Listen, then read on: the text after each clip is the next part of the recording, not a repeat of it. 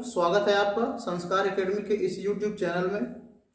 आज हम English grammar से एक टॉपिक लिए हैं जिसको हम प्रोनाउन के रूप में जानते हैं। जैसा कि आप जान रहे हैं इस समय पार्ट ऑफ स्पीच का क्लास चल रहा है। इसमें हमने नाउन को पढ़ लिया है और उसके बाद नाउन के केस को पढ़ लिया हमने, जिसको कारक कहते हैं, उसका अध्ययन हमने कर लिया है। तो बेटा आज की क्लास में हम पढ़ने जा रहे हैं प्रोनाउन के विषय में। ठीक है, तो आइए स्टार्ट करते हैं आज का क्लास। पहले हम ये समझेंगे कि प्रोनाउन होता क्या है। जैसा कि प्रोनाउन जो वर्ड है बेटा वो दो शब्दों से मिलकर बना है, pro plus noun. Pro plus noun इससे मिलकर बना हुआ है प्रोनाउन। और प्रो का मतलब होता है फार। इंग्लिश में अगर कहें फार और हिंदी में अगर कहें के लिए। प्रो का अर्थ होता है बेटा इंग्लिश में अगर कहें तो फार और हिंदी में अगर कहें तो के लिए। और नाउन के विषय में आपको पूरा वीडियो ही मिला हुआ है। अगर आप नाउन के विषय में अध्ययन नहीं किए हैं तो हमारे चैनल पे जाकर नाउन का वीडियो आप अवश्य देखिए। तो नाउन का मतलब संज्ञा। इसका मतलब ये हुआ कि प्रोनाउन का अर्थ हुआ संज्ञा के लिए।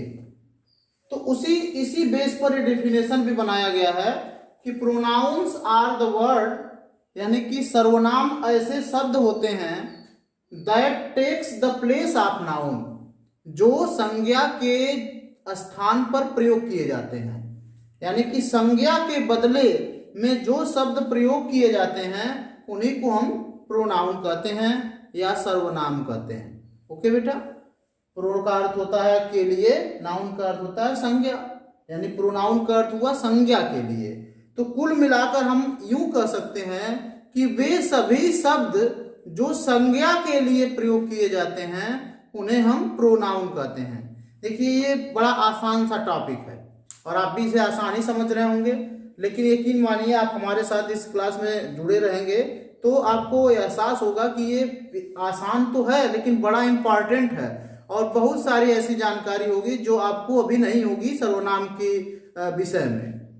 ठीक है बेटा, ये कह देना आसान है कि संज्ञा के स्थान पर जितने शब्द का प्रयोग होता है वो सर्वनाम होता है, लेकिन जब हम इसका यूज करते हैं तो पता चलता है कि सर्वनाम कितना महत्वपूर्ण है। ठीक, तो सर्वनाम क्या होता है ये तो हमने जान लिया। अब आइए कुछ एग्जाम्पल के माध्यम से सर्वनाम को समझते हैं। कुछ उदाहरण हम लेते हैं जिसके माध्यम से हम सर्वनाम को समझने का प्रयास करते हैं। सर्वनाम महत्वपूर्ण क्यों है हमारे लिए ये जानिए। जैसे मान लीजिए एक लड़के के विषय में हम लिख रहे हैं, यहाँ पे देखिए एक एक लाइन में लिख रहा हूं। रमेश एक अच्छा लड़का है। रमेश बहुत सुंदर भी है। रमेश के पिता का नाम महेश है। रमेश गोरखपुर में रहता है। रमेश के चाचा एक अध्यापक हैं। देखिए एक लड़के के विषय में हम थोड़ी सी जानकारी लिखे हैं। रमेश एक अच्छा लड़का है। रमेश बहुत सुंदर भी है। रमेश के पिता का नाम महेश है। रमेश गोरखपुर में रहता है और रमेश के चाचा एक अध्यापक हैं। आपको अटपटा लग रहा होगा कि सर बार बार रमेश रमेश लिख रहे हैं। अगर सर जी चाहें तो ऐसे भी लिख सकते हैं, रमेश एक अच्छा लड़का है, वह बहुत सुंदर है, उसके पिता का नाम महेश है, वह गोरखपुर रहता है, उसके चाचा एक अध्यापक है। ये ज्यादा सुटेबल लग रहा है। ये आपको, हालांकि ये गलत नहीं है लेकिन ये उतना सुटेबल नहीं लग रहा है। बार बार जैसे मान लीजिए आप किसी ऑफिस में अपॉइंटमेंट के लिए गए हुए हैं या किसी नौकरी के सिलसिले में किसी ऑफिस में आपका वाइवा चल रहा है और पूछने वाला आपसे पूछ रहा है कि आपका क्या नाम है, मान लीजिए ऐसे पूछा आपका क्या नाम है, तो आप कहोगे मेरा नाम रमेश है। पुनः पूछने वाला पूछे कि रमेश के पिता का नाम क्या है, तो आपको बहुत उल्टा लगेगा। वह यही पूछेगा कि तुम्हारे पिता का नाम क्या है, तो सही लगता है। लेकिन अगर मान लीजिए आपने बताया कि मेरा नाम रमेश है और फिर वो पूछता है रमेश के पिता का नाम क्या है, तो आप एक बार बताओगे रमेश के पिता का नाम महेश है।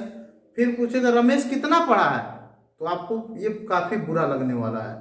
सही है ना। आपको ये पूछे कि तुम कितना पढ़े हो, आप या आप कितने तक आपकी एजुकेशन लेवल क्या है, तो ये ज्यादा समझ में आ रहा है। बार बार आपके नाम को अगर कोई पुकारेगा तो बहुत ही उल्टा लगता है, बहुत ही सुटेबल नहीं लगता है। उसी तरीके से बेटा इस यहाँ पे हमने कुछ वाक्य जो लिया है वो इसमें अभी आप देख पा रहे होंगे कि बार बार एक ही व्यक्ति के लिए नाम का प्रयोग करना ये अच्छा नहीं है। इसी समस्या के समाधान के लिए बनाया गया प्रोनाउन को, यानी प्रोनाउन। प्रो मतलब के लिए, नाउन माने संज्ञा, यानी संज्ञा के लिए। अब मैं यहाँ पर हम लिख देते हैं वह, और यहाँ पर लिख देते हैं उसके, अब यहाँ पर हम लिख देते हैं वह, यहां पर लिख देते हैं उसके। लीजिए भाई, अब ये चीज ज्यादा अच्छा लग रहा है कि रमेश एक अच्छा लड़का है, वह बहुत सुंदर भी है, उसके पिता का नाम महेश है, वह गोरखपुर में रहता है, उसके चाचा एक अध्यापक है। ये कुछ ज्यादा बेहतर लग रहा है बेटा। तो आप समझ गए होंगे कि सर्वनाम की आवश्यकता क्यों पड़ी। हम अभी तो यही समझाने का प्रयास कर रहे हैं कि सर्वनाम होता क्या है। तो हमने बताया कि pronoun are the words that takes the place of noun, यानी कि सर्वनाम वे शब्द होते हैं जो संज्ञा के स्थान पर प्रयोग किए जाते हैं जहां पर जरूरत होती है। उसकी इंपॉर्टेंसी कितना अधिक है मैंने उदाहरण खुद देकर आपको समझाया। ठीक है, हाँ देखिए बेटा, तो आपको प्रोनाउन की इंपॉर्टेंसी तो समझ में आ गई कि प्रोनाउन क्यों आवश्यक है। किसी भी व्यक्ति का बार बार नाम लेना ये ठीक नहीं लग रहा था, इसीलिए, या किसी भी का नाम बार बार लेना ठीक नहीं लग रहा था, इसीलिए उसके जगह पर हमने प्रोनाउन का यूज करना सीखा। ठीक, अच्छा एक और वाक्य हम लेते हैं, जैसे तुम्हारा नाम क्या है। अब यहां पे देखिए तुम्हारा नाम क्या है, आपको ये शब्द कैसा लग रहा है, क्या? क्या इसके जगह पर किसी संज्ञा का प्रयोग किया जा सकता है? जैसे यहाँ पे क्या के जगह पे कोई संज्ञा ही हो सकता है, रमेश, महेश, मुकेश, सोहन, मोहन, गीता, सीता। तुम्हारा नाम सोहन हो सकता है, तुम्हारा नाम मोहन हो सकता है, तुम्हारा नाम गीता हो सकता है, तुम्हारा नाम कुछ भी हो सकता है। तो यह भी सर्वनाम हुआ। यहाँ पर भी यह क्या कहाँ लगा है, एक संज्ञा के जगह पर ही यूज हुआ है। यहाँ पर अगर क्या हटेगा उत्तर कभी दिया जाएगा जिसके जगह पे संज्ञा ही लगेगा। तो ऐसा नहीं कि केवल ही, she, it, I, we, you, दे। वही मैं कह रहा था ना कि प्रोनाउन को बहुत हल्की सी नॉलेज आपको है। प्रोनाउन केवल ही, she, it, I, we, you, दे नहीं होता है। यह क्या, यह भी प्रोनाउन है, क्योंकि क्या का उपयोग कहाँ हुआ है, एक संज्ञा के स्थान पर ही इसका उपयोग हुआ है। तुम्हें कौन सी किताब पसंद है, तुम्हें कौन सी किताब पसंद है। अब देखिए यहां पर एक वाक्य, तुम्हें कौन सी किताब पसंद है। ठीक है, तुम्हें कौन सी किताब पसंद है। तो यहां पर भी आप देख सकते हैं, यहां पर अगर कौन सी को हटाया जाए, तुम्हें रामायण की किताब पसंद है। अगर इसका उत्तर दिया जाए तुम्हें गीता की किताब पसंद है, तुम्हें कुरान की किताब पसंद है, तो यहां पर भी अगर ये कौन सी हटेगा ना, तो इसके जगह पे क्या, किसका यूज होगा, संज्ञा का ही यूज होगा। तो कुल मिला जुला के बेटा हम यह कह सकते हैं कि बहुत सारे ऐसे भी शब्द होते हैं जो प्रश्नवाचक होते हैं, यानी कि जो W से शुरू होते हैं, वो भी सर्वनाम की श्रेणी में आते हैं अगर उनके जगह पर संज्ञा का यूज किया जा सकता है। जैसे कोई तुम्हें पुकार रहा है, कोई तुम्हें पुकार रहा है। आप देख रहे हो कि यहाँ पे कोई शब्द के जगह पे हो सकता है रमेश तुम्हें पुकार रहा है, गीता तुम्हें पुकार रही है, कविता तुम्हें पुकार रही है।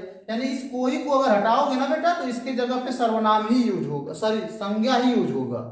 तो यह भी सर्वनाम हुआ, क्योंकि यह कोई शब्द किसके जगह पे यूज किया गया है, एक संज्ञा के जगह पर ही यूज किया गया है। तो यह भी क्या होगा बेटा, यह भी सर्वनाम हुआ। तो सर्वनाम क्या होते हैं, संज्ञा के स्थान पर। Pronouns are the word that takes the place of noun, यानी कि ऐसे समस्त शब्द जो संज्ञा के स्थान पर प्रयुक्त किए गए हैं उन्हें ही हम क्या कहते हैं बेटा, सर्वनाम कहते हैं। यार सर्वनाम केवल I, we, you, they, he, she, it नहीं होता, उसके अलावा भी बहुत सारे सर्वनाम होते हैं जिसकी चर्चा हम इस खास क्लास में करेंगे। आप जुड़े रहिए इस क्लास के साथ और उम्मीद करेंगे कि आपको प्रोनाउन आज बेहतर ढंग से समझ में आएगा। ठीक है, नोट कर लीजिए ये सारे एग्जाम्पल और ये डेफिनेशन। अगला हमारा टॉपिक है काइंड्स ऑफ प्रोनाउन, यानी कि सर्वनाम के प्रकार। अभी हमने पढ़ा कि प्रोनाउन होते क्या हैं और प्रोनाउन को हम कैसे पहचानेंगे और प्रोनाउन के विभिन्न प्रकार क्या होते हैं, अब आगे हम पढ़ने जा रहे हैं। सबसे पहला हमारा प्रोनाउन का प्रकार है पर्सनल प्रोनाउन, यानी कि इसको हिंदी में कहते हैं पुरुषवाचक सर्वनाम। पुरुषवाचक सर्वनाम क्या होता है, तो जैसा कि आप इसके नाम से ही समझ पा रहे होंगे, पर्सनल बना है पर्सन से। किससे बना है बेटा, पर्सन से, और पर्सन मतलब होता है व्यक्ति, यानी कि ऐसा सर्वनाम जो किसी वाक्य में व्यक्ति का बोध कराता है, किसी व्यक्ति के बारे में बताता है, वो हमारा होता है पर्सनल प्रोनाउन। जैसे कि मैं आम खा रहा हूं, मैं आम खा रहा हूं। अब यहां पर आप भी समझ सकते हैं कि सर्वनाम क्या है, ये मैं, क्योंकि मैं के जगह पे रोहन, सोहन, गीता, सीता कुछ भी लिख सकते हैं, यानी कि मैं यहां पर सर्वनाम है। लेकिन मैं किसके बारे में बता रहा है, मैं किसी व्यक्ति के बारे में ही वर्णन कर रहा है कि चाहे सोहन आम खा रहा होगा या गीता आम खा रही है, कोई भी, कोई संज्ञा आम खा रहा है, यानी कोई व्यक्ति ही है जो आम को खा रहा है, यानी व्यक्ति के बारे में वर्णन कर रहा है मैं, इसीलिए मैं क्या हुआ, पर्सनल प्रोनाउन हुआ।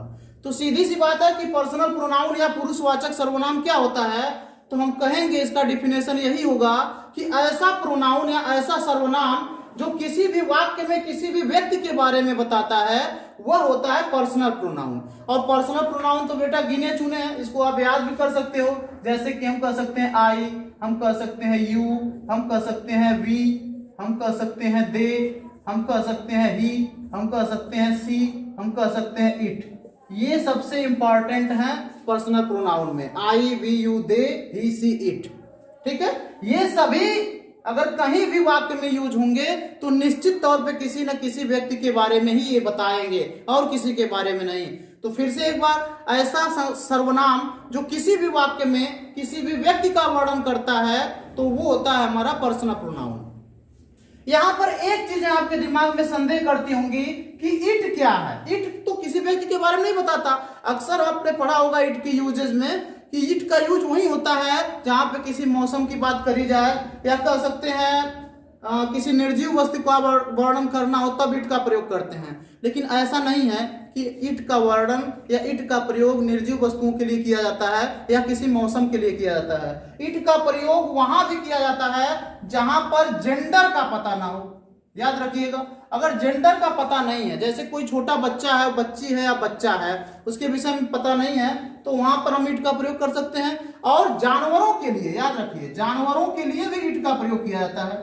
निर्जीव वस्तुओं के साथ साथ जानवरों के लिए भी इट का प्रयोग किया जाता है। और ऐसे संज्ञा जहां पर जेंडर का पता नहीं होता है, वहां उसके बदले में हम इट का प्रयोग कर सकते हैं। तो निश्चित तौर पे इट भी व्यक्ति के बारे में वर्णन करता है, कहीं कहीं, ऐसा नहीं कि हर जगह, बट कहीं कहीं व्यक्ति के बारे में ही ये वर्णन करता है। और बहुत सारे जगहों पे समय के लिए, मौसम के लिए, निर्जीव वस्तुओं के लिए भी इट का प्रयोग किया जाता है। ठीक है, तो पर्सनल प्रोनाउन क्या है? पर्सनल प्रोनाउन वो प्रोनाउन है जो किसी भी वाक्य में कह सकते हैं किसी व्यक्ति का वर्णन करता है। ये आपके सामने पर्सनल प्रोनाउन को हमने लिख दिया है, इसको याद रखिएगा आप। आई हो गया, वी हो गया, यू हो गया, दे हो गया, ही, सी, इट, ये सभी पर्सनल प्रोनाउन है। ठीक है बेटा, अब पर्सनल प्रोनाउन को अगर हम कैटेगरी में डिवाइड करें तो इसे कुल मिला के 3 कैटेगरी में डिवाइड किया सकता है। ठीक है, इसको मिटाते हैं। देखिए, पर्सनल प्रोनाउन को 3 कैटेगरी में हम डिवाइड कर सकते हैं। पहला हो सकता है फर्स्ट पर्सन। पर्सन 3 प्रकार के हो सकते हैं। फर्स्ट पर्सन, एक हो सकता है सेकेंड पर्सन, और एक होता है third person. First person pronoun, second person pronoun और third person pronoun. First person pronoun में जैसे अगर व्यक्ति अपने विषय में कुछ कह रहा है जैसे मैं हो गया, या हम कह सकते हैं वी हो गया, आई और वी, इसको हम कहेंगे फर्स्ट पर्सन, क्योंकि मैं या हम ये दोनों फर्स्ट पर्सन में आएंगे, क्योंकि मैं अपने बारे में बात कर रहा हूं या हमारे बारे में बात हो रही है, तो आई और वी फर्स्ट पर्सन हो गए। जब दूसरे के विषय में बात हो रही है, होती है सामने वाले के विषय में, यानी यू, तुम्हारे या तुम, तो ये हमारा सेकंड पर्सन होता है। और जब थर्ड यानी किसी तीसरे व्यक्ति के विषय में चर्चा करी जाए, जैसे वह, ही, सी, इट, दे, ये हम कह सकते हैं बेटा ये थर्ड पर्सन है। याद रखिएगा, फर्स्ट पर्सन आई वी हो सकता है, और सेकंड पर्सन यू हो सकता है, और थर्ड पर्सन में ही, सी, इट और दे ये हो सकते हैं। तो यानी कि पर्सनल प्रोनाउन को 3 कैटेगरी में डिवाइड किया जाता है, फर्स्ट पर्सन, सेकंड पर्सन और थर्ड पर्सन। अब पर्सनल प्रोनाउन पे कुछ चर्चा और कर लेते हैं। आइए, एक पर्सनल प्रोनाउन मैं आई को लेता हूं और इसको थोड़ा सा इसको एक्सप्लेन करके दिखाता हूं आपको। आई माने होता है मैं, आपने सुना होगा कि आई माने मतलब होता है मैं। तो मैं अगर पूछूं आपसे कि मुझे किस मीन्स होता है, मुझे की स्पेलिंग क्या है, तो आप कहोगे कि मी, जनरली बोलोगे कि मी मीन्स मुझे होता है। लेकिन ऐसा सच नहीं है, ये चीजें गलत हैं। आई माने मैं भी होता है, आई माने मुझे भी होता है, आई माने मेरा भी होता है, लेकिन आई का ही रूप होता है मी, और आई का रूप ही होता है माई या माइन। ठीक है, जैसे कि अगर मैं कहूं कि मुझे, या हाँ मुझे किताब पसंद है, मुझे किताब पसंद है, तो आप बताओ यहां पर मुझे की स्पेलिंग क्या आप मी लिखोगे? बिल्कुल नहीं लिखोगे। यहां पर आप लिखोगे आई लाइक बुक्स, मैं किताब को पसंद करता हूं, या मुझे किताब पसंद है। यहां पर मुझे की स्पेलिंग आप मी नहीं लिख सकते हो। ठीक है, क्यों नहीं लिख सकते हो? क्योंकि यहां पर जो मुझे आई मीन्स ही होता है, याद रखिएगा, मी मीन्स मुझे नहीं होता है। तो आप सोचोगे कि अगर मैं कहूं कि वह मुझे गाली देता है, वह मुझे गाली देता है, यहां पर अगर कहा जाए तो आप क्या इसका ट्रांसलेशन क्या बनाएंगे? ही एब्यूजेस मी, वह मुझे गाली देता है। इसका ट्रांसलेशन आप देखो। अब मुझे की स्पेलिंग आप मी लिखे, लेकिन यहां पर मुझे की स्पेलिंग आप आई लिख रहे थे, ऐसा क्यों? तो इसका उत्तर यह है बेटा कि प्रोनाउन का, जैसे कि मैं हो गया, मुझे हो गया और मेरा हो गया, ये तीनों प्रोनाउन हैं, और ये तीनों आई मीन्स ही होते हैं। आई मतलब मैं भी होता है, आई मतलब मुझे भी होता है, और आई मतलब मेरा भी होता है। लेकिन अगर ये सब्जेक्ट के जगह पे यूज करेंगे तो हम सब्जेक्टिव प्रोनाउन को यूज करेंगे, अगर हम ऑब्जेक्ट के रूप में यूज करेंगे तो ऑब्जेक्टिव प्रोनाउन के रूप में यूज करेंगे, और अगर हम उसको अपने अधिकार के तहत यूज करेंगे तो हम उसको पॉजेसिव प्रोनाउन के रूप में यूज करेंगे। लेकिन अगर कोई पूछता है मुझे, तो मुझे आई मीन्स होता है, लेकिन ऑब्जेक्टिव आई का, अब केस पीछे वीडियो में आपने पढ़ा है केस, तो सब्जेक्टिव केस में आई मतलब मैं होता है, ऑब्जेक्टिव केस मतलब वहां पे आई का ऑब्जेक्टिव केस मी हो जाता है, और पॉजेसिव केस में आई का पॉजेसिव केस माई हो जाता है या माइन हो जाता है। तो ये आई के ही तीनों रूप होते हैं। कुछ सब्जेक्टिव, ऑब्जेक्टिव और पॉजेसिव केस मैं लिख रहा हूं, उससे आपको समझने में आसानी होगी। हाँ देखिए बेटा, तो यहाँ पर हमने कुछ पर्सनल प्रोनाउन को उसके तीनों रूप में लिख दिया है। जैसे पर्सनल प्रोनाउन यहाँ पर आई है, इसका ऑब्जेक्टिव केस में अगर इसी आई को यूज करेंगे, जैसे कि यहाँ मुझे के रूप में अगर यूज होगा ऑब्जेक्ट के जगह पे, तो उसका स्पेलिंग मी हो जाएगा। और अगर कहीं अपना अधिकार दिखाना हो, जैसे कि यह मेरा कलम है, तो वहां पर माई या माइन का यूज कर सकते हैं। उसी तरीके से वी है, वी का यूज अगर प्रोनाउन के रूप में सब्जेक्ट के रूप में होता है तो उसको हम सब्जेक्टिव केस में वी ही लिखेंगे। लेकिन अगर ऑब्जेक्ट के जगह पे प्रोनाउन के रूप में वी का यूज होता है तो उसको अस के रूप में लिखेंगे। और अगर पॉजेसिव केस में उसका यूज होता है, वहां भी सर्वनाम के रूप में ही यूज होगा, लेकिन वहां पर हम आवर या आवर्स लिख सकते हैं। ठीक है, उसी तरीके से ही मतलब वह, उसका, उसे का स्पेलिंग ही होता है। ठीक है बेटा, वह हुआ, उसका हुआ, उसे का स्पेलिंग ही होता है। लेकिन अगर वह सब्जेक्ट के जगह पे यूज होगा तो ही लिखाएगा, ऑब्जेक्ट के जगह पे यूज होगा तो हिम लिखाएगा। और अगर कहीं अधिकार अपना दिखाना है कि वह उसका कलम है, या कह सकते हैं कुछ भी इस तरीके से जहाँ पे अधिकार दिखाना हो, तो वहां पे हिज के रूप में वहां पे यूज होगा। अब यहाँ पे देखिए, यू है तुम, तुम्हारा और तुम्हें, तो यहाँ पे अगर यू सब्जेक्टिव केस में यूज होगा तो यू ही होगा, अगर ऑब्जेक्ट के जगह पे यू लगाना होगा तो यू का यू ही होता है। लेकिन अगर अधिकार दिखाना हो तो वहां पर तुम्हारा, जैसे वो तुम्हारी किताब है, किताब पर तुम्हारा अधिकार है, तो वहां पर योर का यूज करेंगे। ठीक है, उसी तरीके से सी का ऑब्जेक्टिव केस हर होता है और पॉजेसिव केस भी हर होता है या हर्ष हो सकता है। दे का ऑब्जेक्टिव केस देम होता है और पॉजेसिव केस होता है देयर या देयर्स। ठीक है बेटा, तो उम्मीद करते हैं आपको पर्सनल प्रोनाउन समझ में आया होगा। एक बार फिर से रिवाइज करते हैं कि ऐसा प्रोनाउन जो किसी भी वाक्य में किसको दर्शाता है, किसी व्यक्ति के बारे में वर्णन करता है, वहां पे उसको हम पर्सनल प्रोनाउन कहते हैं। ये गिने चुने पर्सनल प्रोनाउन है, इसको आप याद कर लीजिएगा, नोट कर लीजिए ये पर्सनल प्रोनाउन के तीनों रूपों को। रिफ्लेक्सिव प्रोनाउन क्या होता है, इसको समझने का प्रयास करें। तो रिफ्लेक्सिव प्रोनाउन वह प्रोनाउन होता है जो खुद के जगह पे यूज किया जाता है। अब खुद के जगह पे कैसे यूज किया जाएगा, जैसे यहां पर कुछ प्रोनाउन हमने लिखा हुआ है, ये माई, ये भी प्रोनाउन का काम करता है। अभी मैंने बताया है कि आई का पॉजेसिव केस है ये माई। यहाँ पर योर है, यू का पॉजेसिव केस है, आप देख सकते हैं। यहाँ पर कुछ प्रोनाउन को हमने लिखा हुआ है, ठीक है। और इसमें अगर हम सेल्फ जोड़ दें, क्या जोड़ दें, सेल्फ, याद रखिएगा, अगर इसमें हम सेल्फ जोड़ दें तो ये बन जाता है बेटा रिफ्लेक्सिव प्रोनाउन। अब मैं एक वाक्य लेता हूं जिससे आपको पता चलेगा कि कैसे रिफ्लेक्सिव प्रोनाउन खुद के जगह पे यूज किया जाता है। जैसे कहा जाए यू हर्ट योरसेल्फ,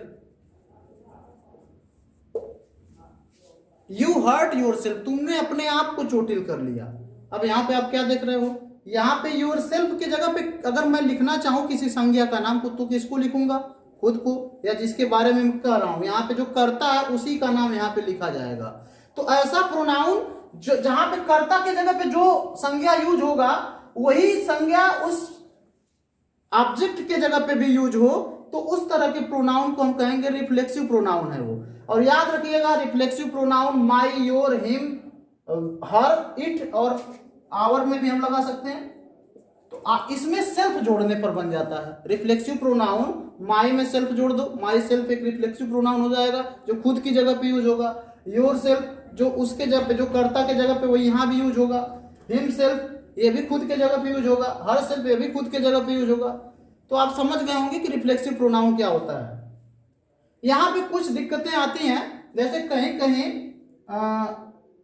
योर सेल्वेस भी मिलता है आपको, देखिए कहीं कहीं बेटा योर सेल्वेस मिलेगा इस तरीके से, योर सेल्फ और योर सेल्वेस, जैसे देम सेल्फ और देम सेल्वेस भी मिलता है कहीं कहीं रिफ्लेक्सिव प्रोनाउन के रूप में, इस तरीके से भी लिखा हुआ मिलता है। तो आप समझ से यहाँ पे दिक्कतें ये होती होंगी कि सर जी बोले थे सेल्फ लगाने के लिए, लेकिन यहाँ पे तो सेल्वेस लगा हुआ है।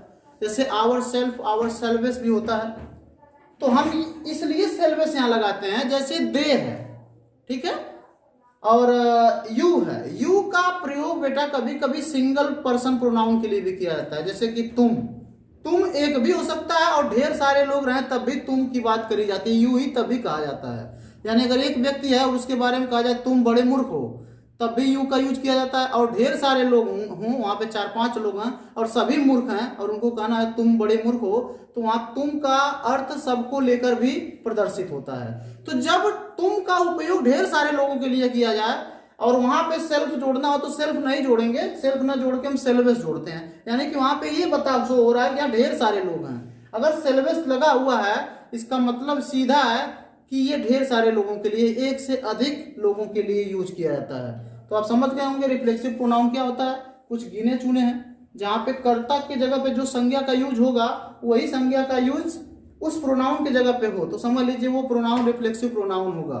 लेकिन एक चीजें ध्यान रखिएगा, कहीं कहीं ये रिफ्लेक्सिव प्रोनाउन जो है, कहीं कहीं ये रिफ्लेक्सिव प्रोनाउन कर्ता के तुरंत बाद भी आता है, ठीक है, कर्ता के तुरंत बाद आता है। जैसे कुछ उदाहरण हम लेते हैं, he himself came to see patient, वह मरीज को देखने स्वयं आया। ही हिमसेल्फ, अब देखिए आप कर्ता के बाद तुरंत ही हिमसेल्फ लग गया है, या ऐसे कह सकते हैं ही हिमसेल्फ या दे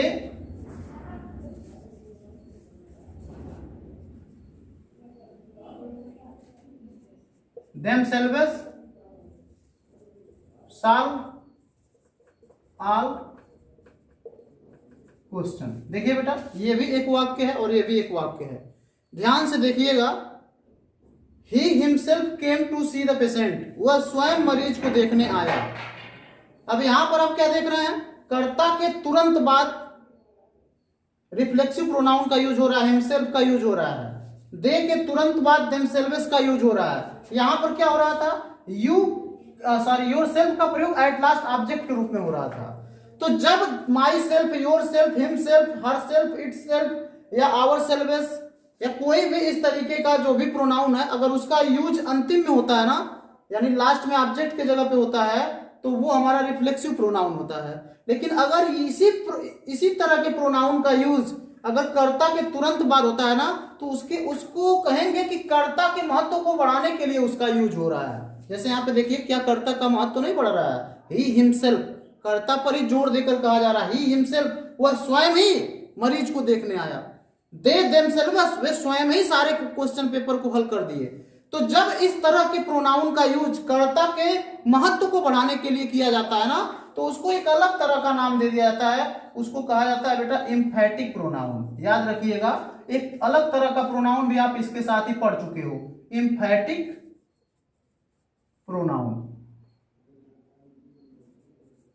यानी एम्फैटिक प्रोनाउन क्या होता है, तो जब my self, your self, him self, her self, it self इत्यादि का यूज कर्ता के तुरंत बाद या कर्ता के महत्व को बढ़ाने के लिए किया जाता है, तो इसी प्रोनाउन को हम एम्फैटिक प्रोनाउन कहेंगे। जैसे अगर हिम सेल्फ यहां आया है और क्वेश्चन पेपर में पूछता है कि किस तरह का प्रोनाउन है, तो आप कहिएगा एम्फैटिक प्रोनाउन है। हालांकि ये सभी बुक्स में नहीं मिलते हैं, अधिकतर बुक में इसको रिफ्लेक्सिव प्रोनाउन के तहत ही लिखा जाता है, ठीक है बेटा। लेकिन कुछ बुक्स में ये अलग किया गया है, इसलिए मैंने आपको बता दिया। एम्फैटिक प्रोनाउन क्या होता है, जब हिमसेल्फ, आवर सेल्फ, देमसेल्फ इत्यादि का यूज कर्ता के तुरंत बाद या कर्ता के महत्व को बढ़ाने के लिए किया जाता है, तो इस तरह के प्रोनाउन को हम एम्फैटिक प्रोनाउन कहते हैं। इसको आप नोट कर लीजिए, जो भी लैंग्वेज बोला जा रहा है उसको आप नोट अपनी नोट कॉपी में नोट करते रहिए। इसको नोट करिए बेटा। तो आप पढ़ चुके हैं रिफ्लेक्सिव प्रोनाउन, और इसके पश्चात हमने पढ़ाया था आपको एम्फैटिक प्रोनाउन। तो इसको हिंदी में भी आप समझ लीजिए, रिफ्लेक्सिव प्रोनाउन का हिंदी होता है निजवाचक। याद रखिएगा, निजवाचक सर्वनाम। और एम्फैटिक प्रोनाउन का हिंदी होता है बेटा बलात्मक सर्वनाम। बलात्मक सर्वनाम। तो हिंदी के नाम से थोड़ा, इसलिए हिंदी के नाम लिख रहा है बेटा कि इससे थोड़ा और स्पष्ट हो रहा है। निजवाचक का मतलब, निज का मतलब अपना, जब अपने के विषय में जो सर्वनाम का यूज किया जाता है उसको निजवाचक, जैसे माई सेल्फ, योर सेल्फ। और जब कोई माई सेल्फ, योर सेल्फ का यूज बल देने के लिए, कर्ता के महत्व को बढ़ाने के लिए किया जाए, तो उसी को हम एम्फैटिक प्रोनाउन कहते हैं। अगला हमारा सर्वनाम का प्रकार है रेसिप्रोकल प्रोनाउन। रेसिप्रोकल प्रोनाउन को समझने के लिए इन वाक्यों को पढ़ना पड़ेगा आपको। तो आइए इसको पढ़ते हैं और समझते हैं रेसिप्रोकल प्रोनाउन क्या होता है। लिखा है, the two friends quarrelled with each other. दो मित्र आपस में झगड़ा किए। अब यहां पर ध्यान से देखिए, क्या हम ईच अदर के जगह पर किसी संज्ञा को लिख सकते हैं? तो इसका जवाब है बिल्कुल हाँ। जो दो लोग झगड़ा किए उनका कुछ ना कुछ नाम जरूर होगा। जो दो मित्र आपस में झगड़ा किए हैं उनका कुछ ना कुछ नाम अवश्य होगा, जिनको हम इस जगह पे लिख सकते हैं अगर चाहे तो। उसी तरीके से they all gave gift to one another. They all gave gift to one another, वे एक दूसरे को उपहार दिए। These two students love each other, ये दोनों विद्यार्थी आपस में प्रेम करते हैं। तो कहने का तात्पर्य ये सब भी यहाँ पर सर्वनाम की भूमिका निभा रहे हैं, क्योंकि इनके जगह पे हम संज्ञा का यूज कर सकते हैं। तो सर्वनाम तो बेटा वही होता है ना जिसके जगह पे हम संज्ञा के जगह पे जिसको लिखते हैं। यहाँ पर संज्ञा रहा होगा या इसके जगह पे संज्ञा हो सकता है, तो ये सर्वनाम हुए। इस तरह के सर्वनाम को हम रेसिप्रोकल प्रोनाउन कहते हैं। ये बहुत कम मात्रा में है, जैसे यहाँ पे तीन ही तरह के पाए जाते हैं, each other, one another, each other, दो ही कह सकते हैं। ईच अदर और वन एनदर को, यहाँ पे वन है बेटा, ईच अदर और वन एनदर को हम रेसिप्रोकल प्रोनाउन कहते हैं। याद रखिएगा। जो और ये प्रोनाउन कहाँ पे यूज होते हैं? ये प्रोनाउन एक संज्ञा के लिए यूज नहीं होते। ये प्रोनाउन या तो दो संज्ञा के लिए यूज होते हैं, या तो दो से अधिक संज्ञा के बदले में अगर यूज करना होगा तब हम इन प्रोनाउन का यूज करते हैं। जैसे कि दो लोग आपस में लड़ रहे हैं, दो लोग खाना खा रहे हैं, दो लोग एक दूसरे से प्रेम करते हैं, तो जब दो या दो से अधिक संज्ञाओं की जगह पे सर्वनाम को यूज करना है तो आप ईच अदर और वन अनदर का यूज कर सकते हैं। ये दोनों रेसिप्रोकल प्रोनाउन होते हैं। ठीक है, चलते हैं। नाउन का हमारा अगला प्रकार है डिमॉन्स्ट्रेटिव प्रोनाउन या संकेतवाचक सर्वनाम।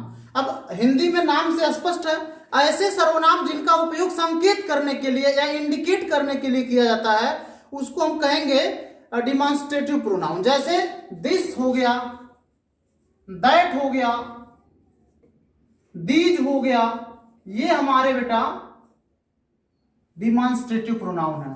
देखिए, this is a Apple, this is an apple. यहां पे आप क्या देख रहे हो, यहां पे दिस का प्रयोग किस लिए किया जा रहा है, सेव की तरफ इशारा करने के लिए किया जा रहा है, यह एक सेव है। या दैट इज ए काट,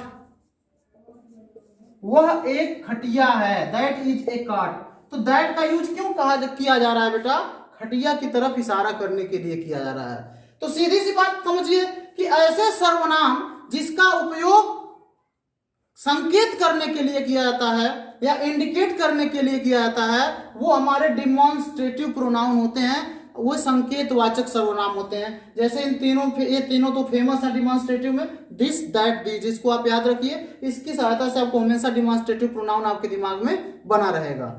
लेकिन एक अपवाद इसके साथ जुड़ा होता है। जैसे एक और वाक्य मैं लिखना चाहूंगा, यहां पर लिखता हूं, this pen is mine, this pen is mine, यह कलम मेरी है। यहां पर ये जो दिस है ना बेटा, ये एडजेक्टिव के रूप में यूज हुआ है। ये पेन की विशेषता बता रहा है, दिस पेन, जैसे black pen, blue pen, white pen, उसी तरीके से दिस पेन। तो दिस पेन, यहाँ पे दिस जो है वो एडजेक्टिव के रूप में यूज हुआ है। तो सीधी सी बात है, एक ट्रिक है कि अगर दिस दैट या दीज के बाद तुरंत एक और कर्ता आ जाता है तो वहां पर हम दिस दैट या दीज को हम प्रोनाउन नहीं समझेंगे, वहां पर वो एडजेक्टिव के रूप में यूज हुआ है। जैसे आपके सामने एक उदाहरण है, दिस पेन इज माइन, इसमें दिस एडजेक्टिव के रूप में यूज हुआ है। तो याद रखिएगा, इस अपवाद को दिमाग में जरूर बनाइएगा, क्योंकि परीक्षा में इस तरह के वाक्य देकर आपसे पूछ सकता है कि पार्ट ऑफ स्पीच कौन सा है, नाउन है, प्रोनाउन है, वर्ब है, एडजेक्टिव है। तो यहाँ पर दिस एडजेक्टिव है। ठीक है बेटा। प्रोनाउन में अगला प्रकार आता है इनडेफिनिट प्रोनाउन, यानी कि अनिश्चयवाचक सर्वनाम। तो अनिश्चयवाचक नाम से स्पष्ट हो रहा है जिसके विषय में कुछ कहा ना जा सके कि वह कर्ता कौन है। जैसे अगर मैं यहाँ पे लिखूं, देखिए एक वाक्य है आपके सामने, someone has stolen my watch, किसी ने मेरी घड़ी चुरा ली है। ठीक है, अब मैं कहूं कि बेटा यहाँ पे समवन के जगह पे आप कोई कर्ता लिखो, सॉरी संज्ञा लिखो, क्योंकि सर्वनाम तो वही होता है जिसके जगह पे संज्ञा लिखा जा सके। तो मैं कहूं कि यहाँ पर कोई संज्ञा आप लिख दो, तो आप न राम को लिख सकते हो, न सोहन को लिख सकते हो, न गीता को लिख सकते हो, क्योंकि यहाँ पर निश्चित है ही नहीं कि वह लड़का था कि लड़की थी, कौन था, समवन था, कोई, किसी ने, someone has stolen my watch, किसी ने मेरी घड़ी चुराई हो। तो ऐसे सर्वनाम जिसके विषय में कुछ निश्चित नहीं कहा जा सके कि वह कौन था, उसको हम कहेंगे इंडेफिनिट प्रोनाउन, यानी कि अनिश्चयवाचक सर्वनाम। जैसे यहाँ पे 3 सेंटेंस हमने लिया है, सम पैसेंजर वेयर इंजर्ड, कुछ यात्री घायल हो गए। अब यहाँ पे आप क्या कह सकते हो, कुछ यात्री कौन थे, उसके नाम ना हम बता सकते हैं, कभी नहीं बता सकते ना उनके जगह पे कुछ लिख सकते हैं, क्योंकि वहां पे अनिश्चय का वातावरण है, वहां पे हम निश्चित तौर पे कुछ नहीं कह सकते कि वो कौन थे। उसी तरीके से आल वेंट टू जयपुर, सभी जयपुर गए। अब आल में कौन कौन से थे इसके बारे में कुछ निश्चित नहीं कहा सकता। तो ऐसे सर्वनाम जिसके बारे में कुछ निश्चित तौर पे नहीं कहा जा सकता है उसको हम कहते हैं इंडेफिनिट प्रोनाउन या अनिश्चयवाचक सर्वनाम। इसके कुछ उदाहरण हैं, जैसे बेटा यहाँ पर कुछ उदाहरण तो लिखे हुए हैं, समवन, ऑल, वन या एनीवन, इस तरीके से बहुत सारे प्रकार में आता है इंट्रोगेटिव प्रोनाउन, यानी इसको प्रश्नवाचक सर्वनाम भी कह सकते हैं। तो जैसा कि नाम से स्पष्ट हो रहा है कि इसमें प्रश्नवाचक शब्दों का यूज किया जाता है। जैसे यहाँ पे 3 सेंटेंस हमने लिए हुए हैं और इसको ध्यान से पढ़िए। यहाँ पे लिखा हुआ है हु इज ही, वह कौन है। अब आप सोचकर बताइए कि क्या आप हु के जगह पे संज्ञा को लिख सकते हैं। जैसे हु इज ही, वह कौन है, तो निश्चित तौर पे वह कोई व्यक्ति ही होगा, चूंकि ही लगा है तो पुल्लिंग में होगा, राम हो सकता है, श्याम हो सकता है, सोहन हो सकता है, मोहन हो सकता है, रमेश, सुरेश, कोई हो सकता है। यानी हु के जगह पर हम सीधे तौर पे किसी भी संज्ञा का यूज कर सकते हैं, इसीलिए हु क्या हुआ, एक प्रकार का प्रोनाउन हुआ, क्योंकि संज्ञा के जगह पे जो यूज होती वही तो प्रोनाउन होता है। और ये प्रश्नवाचक शब्द के रूप में है, इसीलिए हम इसको कहेंगे यह सर्वनाम है। और कौन सर्वनाम है, तो कहेंगे इंट्रोगेटिव प्रोनाउन है। जैसे वहां व्हाट इज योर नेम, तुम्हारा नाम क्या है, तो तुम्हारा नाम तो कुछ होगा जरूर, सोहन, मोहन, गीता, सीता, रोहन, कुछ होगा, यानी इसके जगह पे हम किसी संज्ञा को लिख सकते हैं। तो यहाँ यह भी क्या हुआ बेटा, यह भी प्रोनाउन हुआ। तो ये चूंकि ये प्रश्नवाचक शब्द के रूप में यूज हुआ है, इसीलिए इसको हम इंट्रोगेटिव प्रोनाउन कहते हैं। उसी तरीके से whom do you want to talk, तुम किससे बात करना चाहते हो, तो जिससे तुम बात करना चाहते हो वो भी कोई व्यक्ति ही होगा, उसके जगह पे हम सर्वनाम को उसका नाम लिख सकते हैं। तो इसलिए हम इन सब प्रश्नवाचक शब्दों को या WH टाइप शब्दों को भी इसको कह सकते हैं, जो WH से शुरू होते हैं, whom हो गया, which हो गया, what हो गया, how हो सकता है, और सारे भी हैं। जैसे कि हम यहाँ पे लिखते हैं who, what, which, whom, whose, etc कर देते हैं। यानी कि ये सब क्या है बेटा, WH टाइप के प्रश्नवाचक शब्द हैं। तो WH टाइप के जितने भी प्रश्नवाचक शब्द हैं उन सबको हम इंट्रोगेटिव प्रोनाउन के रूप में यूज करते हैं, क्योंकि वे भी किसी न किसी संज्ञा के जगह पर यूज होता है। तो उम्मीद करते हैं समझ में आया। प्रकार का सर्वनाम जो आता है उसको हम कहते हैं डिस्ट्रीब्यूटिव प्रोनाउन, यानी कि विभागवाचक सर्वनाम। यह किस तरह का सर्वनाम होता है, इस सेंटेंस को पढ़कर हम समझ सकते हैं। जैसे यहाँ पे लिखा है each of student gets a prize, प्रत्येक विद्यार्थी एक इनाम पाता है, प्रत्येक विद्यार्थी एक इनाम पाता है। ईच गॉट हिज टर्न्स, प्रत्येक की बारी आई। Neither of those two students can secure first position, उन दोनों विद्यार्थियों में से कोई भी प्रथम स्थान नहीं प्राप्त कर सका।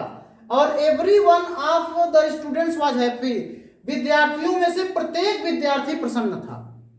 इन वाक्यों से आपने क्या सीखा, आप देख रहे होंगे कि दो या दो से अधिक लोगों की बात तो करी जा रही है, लेकिन बाद में उनको अलग अलग बांटकर प्रत्येक के बारे में बता दिया जा रहा है।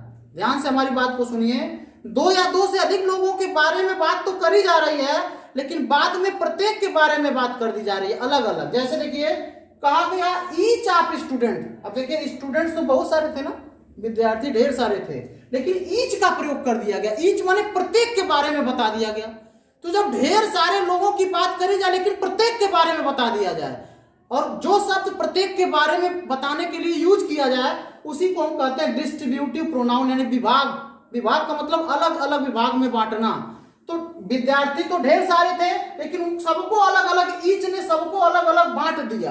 कहा जा रहा each of student gets prize, प्रत्येक विद्यार्थी इनाम पाता है। विद्यार्थी बहुत सारे थे, लेकिन हर विद्यार्थी की बात ईच के द्वारा कर दी गई। तो उम्मीद करते हैं आपको डिस्ट्रीब्यूटिव प्रोनाउन समझ में आ रहा होगा। जब ढेर सारे लोगों की बात करी जाए लेकिन ऐसे शब्द का यूज कर दिया जाए जो ढेर सारे लोगों में से प्रत्येक के बारे में बता दे, उस शब्द को हम डिस्ट्रीब्यूटिव प्रोनाउन कहते हैं। जैसे यहाँ पे देखिए लिखा ईच गॉट हिज टर्न, प्रत्येक की बारी आई या प्रत्येक ने अपना चांस पाया। तो ईच क्या कर रहा है, सबके बारे में बता दे रहा है। यहाँ देखिए, यहाँ इस वाक्य में जरा देखिए, neither of those to student, देखिए दो विद्यार्थियों की बात करी जा रही है, लेकिन नाइदर का यूज कर दिया गया। नाइदर का मतलब उनमें से कोई भी नहीं, दो तो थे लेकिन कोई भी नहीं प्रथम स्थान प्राप्त कर सका। तो दो विद्यार्थियों में से कोई भी नहीं प्रथम स्थान प्राप्त कर सका। तो बात तो दो विद्यार्थियों को करी जा रही थी, लेकिन नाइदर का यूज करने के कारण सबके बारे में जानकारी हो गई कि न तो पहला प्रथम स्थान पाया न तो दूसरा प्रथम स्थान पाया। उसी तरीके से कहा गया everyone of the student was happy, everyone, सब विद्यार्थी प्रसन्न थे। तो सब विद्यार्थी प्रसन्न थे, एवरीवन ने क्या किया, एवरी के साथ वन भी लग गया। एवरीवन का मतलब प्रत्येक कह सकते हैं, सब नहीं कहेंगे प्रत्येक कहेंगे, सब तो आल के लिए यूज किया जाएगा। तो प्रत्येक विद्यार्थी प्रसन्न था। ठीक है बेटा, तो एवरीवन का यूज करने से आपने क्या देखा, विद्यार्थी तो बहुत सारे थे, लेकिन एवरीवन का यूज कर दिया गया, मतलब प्रत्येक के बारे में अब पता चल गया कि सभी लोग खुश थे, उनमें से कोई भी नाराज नहीं था। तो ऐसे शब्द जो ढेर सारे लोगों को अलग अलग कैटेगरी में डिवाइड कर सके, उसको हम डिस्ट्रीब्यूटिव प्रोनाउन कहेंगे। जैसे डिस्ट्रीब्यूटिव प्रोनाउन के उदाहरण तो आप देख ही सकते हैं, ईच होता है, नाइदर हो गया, एवरीवन हो गया। तो इस तरह के शब्दों को हम कहेंगे डिस्ट्रीब्यूटिव प्रोनाउन। उम्मीद करते हैं बेटा कि डिस्ट्रीब्यूटिव प्रोनाउन आपको अच्छी तरीके से समझ में आया होगा। अब बढ़ते हैं अगले सर्वनाम। ऐसे सर्वनाम जो दो अलग अलग वाक्यों में संबंध बनाकर उनको एक कर देते हैं, उनको हम कहते हैं संबंधवाचक सर्वनाम। या यूं कह सकते हैं कि ऐसे सर्वनाम जो अपने से पूर्व आने वाले संज्ञा को के बारे में कुछ बताते हैं, उसको हम कहते हैं रिलेटिव प्रोनाउन, यानी कि संबंधवाचक सर्वनाम। जैसे बेटा इस वाक्य को ध्यान से पढ़ते हैं, क्या लिखा हुआ है, आई नो सरला, मैं सरला को जानता हूं। अब देखिए आई नो सरला ये अलग सेंटेंस था, अगर मैं इसको अलग अलग में लिखूं तो ऐसे लिख सकता हूं, आई नो सरला, मैं सरला को जानता हूं, सरला है जस्ट गॉन आउट, सरला अभी अभी बाहर गई है। ठीक है, लेकिन यहां पर आप देख रहे हैं हु क्या कर रहा है, दो अलग अलग वाक्यों को एक जोड़कर एक वाक्य बना दे रहा है। यानी कि आई नो सरला, मैं सरला को जानता हूं, हु है जस्ट गॉन आउट, जो अभी अभी बाहर गई है। तो दो अलग अलग वाक्यों को हु ने क्या किया, इन दोनों वाक्यों को कंबाइन कर दिया, इन दोनों वाक्यों में संबंध बनवा दिया और इन वाक्यों को एक कर दिया। तो ऐसे सर्वनाम जो दो वाक्यों को जोड़कर एक वाक्य बना देते हैं और संबंध वाचक शब्द के रूप में यूज होते हैं, उनको हम कहते हैं संबंधवाचक सर्वनाम। या यूं कहें कि ऐसे सर्वनाम जो अपने पूर्व में आए हुए संज्ञा के बारे में आगे कुछ बताते हैं, जो अपने से पूर्व आने वाले संज्ञा के बारे में आगे कुछ बताते हैं, उसको हम कहते हैं रिलेटिव प्रोनाउन। जैसे देखिए आई नो सरला, मैं सरला को जानता हूं, हु है, अब देखिए सर हु के पहले क्या आया, सर्वनाम, सॉरी हु के पहले क्या संज्ञा आया, सरला, और हु किसके बारे में बता रहा है, इस सरला के बारे में बता रहा है कि हु है जस्ट गॉन आउट, जो अभी अभी बाहर गई है। उसी तरीके से I have found the bag, मैं बैग पाया, मैं बैग पा चुका हूं, विच आई लास्ट यस्टरडे, जिसे मैंने कल ही खोया था। तो मैं वह बैग पा चुका हूं जिसे मैंने कल ही खोया था। तो विच क्या कर रहा है, दो अलग अलग वाक्यों को जोड़कर एक वाक्य बना रहा है और किसके विषय में बता रहा है, इस बैग के विषय में। देखिए इसके पूर्व आने वाले संज्ञा के विषय में ये वाला वाक्य कुछ बता रहा है। तो इस तरह के सर्वनाम को हम कहेंगे रिलेटिव प्रोनाउन। जैसे दिस इज मैगजीन, दैट, अब यहाँ पे देखिए आप एक चीज और नोट कर रहे होंगे कि ये हु तो अभी अभी सर जी बताए थे कि इंट्रोगेटिव ये प्रोनाउन था। तो जी हाँ, जहां पर इंट्रोगेटिव के रूप में यूज होता था वो इंट्रोगेटिव शब्द के रूप में यूज होता था, वहां पर हु इंट्रोगेटिव प्रोनाउन होता था। जहां पर दैट का यूज हम इंडिकेट करने के लिए करते थे, वहां पर दैट जो है क्या कह सकते हैं, संकेतवाचक सर्वनाम हुआ करता था। लेकिन यहाँ पर वही दैट रिलेटिव प्रोनाउन के रूप में यूज हो रहा है। तो यूं कहा नहीं जा सकता हूं को केवल ऐसे कोई कह दे कि हूं कौन सा प्रोनाउन है, तो आप बिना वाक्य में यूज को देखे हुए आप नहीं कह सकते कि यह इंट्रोगेटिव प्रोनाउन है, यह कहीं कहीं रिलेटिव प्रोनाउन के रूप में भी यूज होगा। ठीक है बेटा, दैट को आप नहीं कह सकते कि संकेतवाचक सर्वनाम है, ये यहाँ पर रिलेटिव प्रोनाउन के रूप में भी यूज हुआ है, क्योंकि यह दो अलग अलग वाक्यों को जोड़ने का काम करा है, या अपने से पूर्व आए हुए वाक्यों अपने से पूर्व आए हुए संज्ञा के विषय में ये कुछ बता रहा है। तो ऐसे सर्वनाम जो दो अलग अलग वाक्यों के बीच में संबंध बनवाता है, ऐसे सर्वनाम को हम रिलेटिव प्रोनाउन कहते हैं। या जो अपने से पूर्व आए हुए संज्ञा के विषय में कुछ बताता है, उसको हम रिलेटिव सर्वनाम का ये प्रकार। और अंतिम प्रकार है एक्सक्लामेटरी प्रोनाउन, यानी कि विस्मय बोधक सर्वनाम। एक्सक्लामेटरी मतलब विस्मय बोधक या आश्चर्य कर देने वाला, आश्चर्यचकित कर देने वाला।